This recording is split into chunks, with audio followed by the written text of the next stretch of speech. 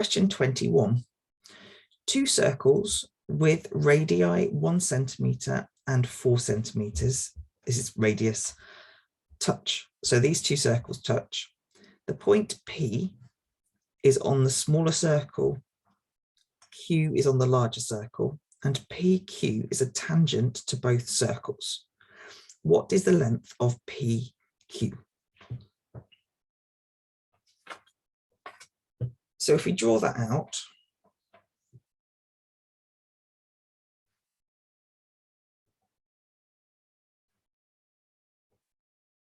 draw a line connecting the two. So this is Q and this is P.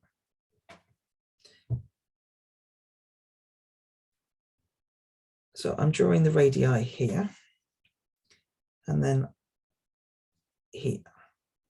Now we are told they're at tangent, and what that means is that you have to have a right angle here and here.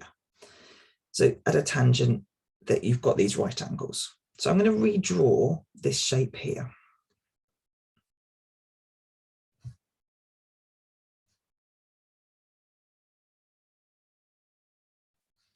So what I've got going on here, these are right angles here. So this is going to be a rectangle, and I've split it in half. Well, not half, but I've split it into two shapes. This compound shape is two shapes.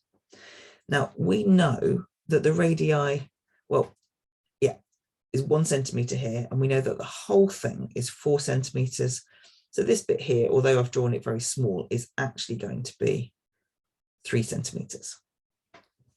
So let's look at the whole, no, we can't work out the whole triangle yet because this is the length PQ.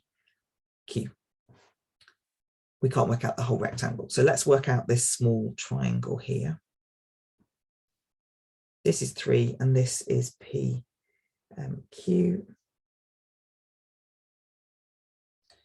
This is 3, this is 5. And if you know your geometry, you've got 3, 5. This is a 3, 4, 5 triangle because the 5 is on the hypotenuse. Therefore, B is going to be 4 centimetres, which is the length PQ, which is going to be, therefore the answer is E.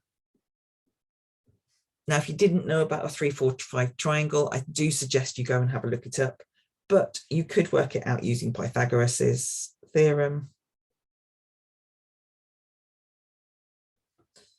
where 3 squared plus, we're calling this one B, by the way, B squared equals 5 squared, B squared